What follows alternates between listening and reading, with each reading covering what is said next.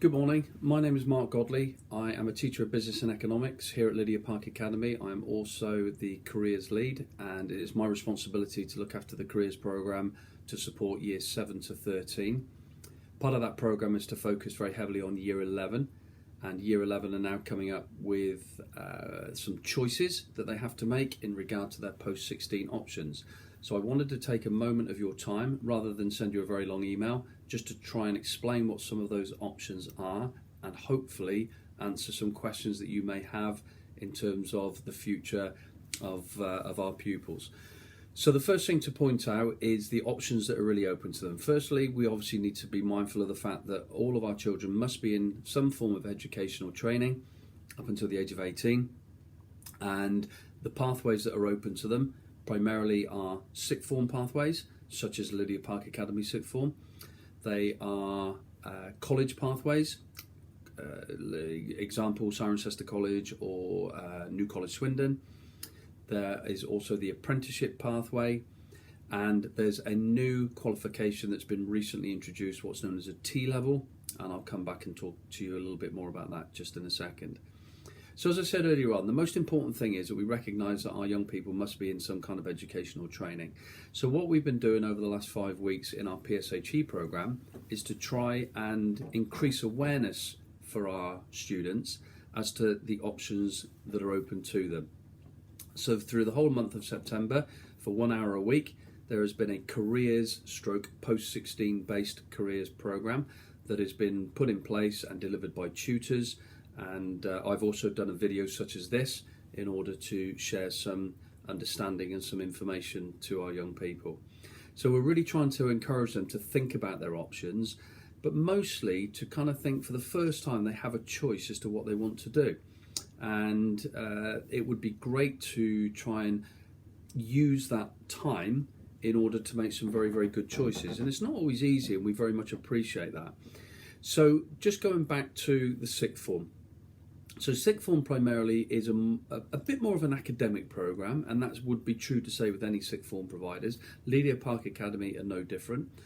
It is primarily for young people that would be looking at grades 5 or bands 5 to 9 upwards, across a sort of multiple subjects.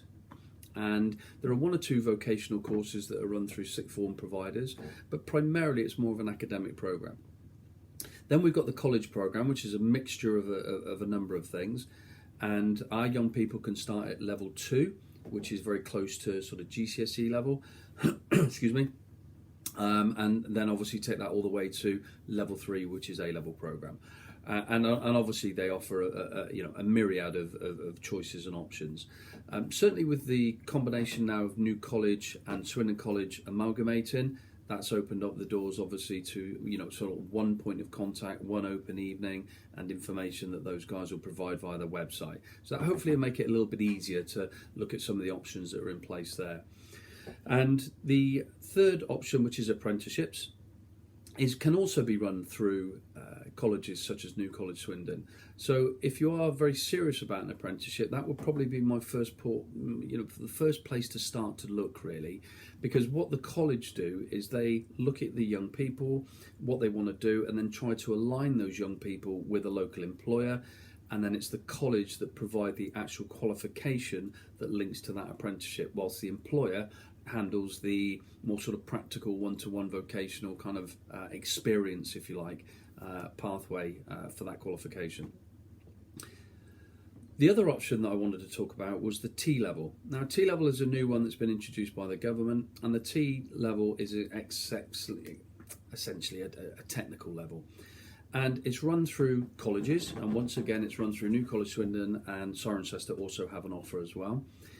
And what both of those do is essentially they do classroom study, academic study, possibly practical depending on the course, but then the young person has an opportunity to spend a significant amount of time with an employer.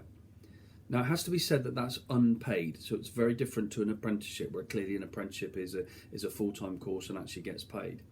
Still a full-time course, but it's the combination of theoretical and practical study within a college environment, plus extended work experience to get that experience of a particular role. And this is really geared up for somebody, I think, that's very, very clear on what they want to do. I think if there's any sort of ambiguity or anybody's a little bit unsure about what they want to do for their future, my personal guidance to those people would be to maybe look at sort of more generic courses to obviously keep those options open to them at the end of their A-level study or their level 3 study. That then leads on to obviously thinking about universities and what the pathways might be. For some, university won't be an option, and that's very much a personal choice. For some, university clearly is.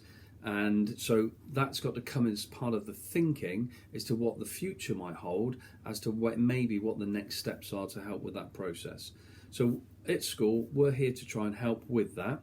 And we will be working quite closely with our young students to hopefully signpost them into the right direction. I'll be trying to do some one-to-ones as best I can. There may even be some sort of group sessions where we look at some of the options that are open to them.